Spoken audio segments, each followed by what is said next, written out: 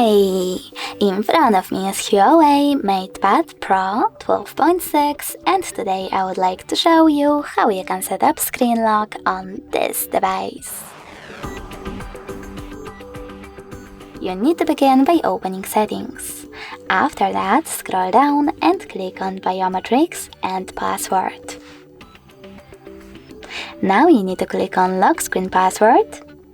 And over here, click on Change Unlock Method.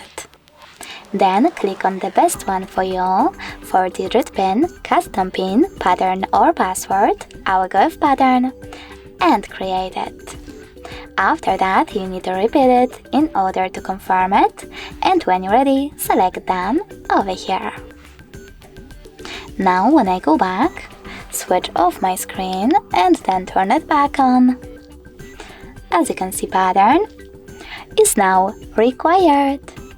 Thanks so much for watching. If you enjoyed this video, smash that like button, comment, and don't forget to subscribe.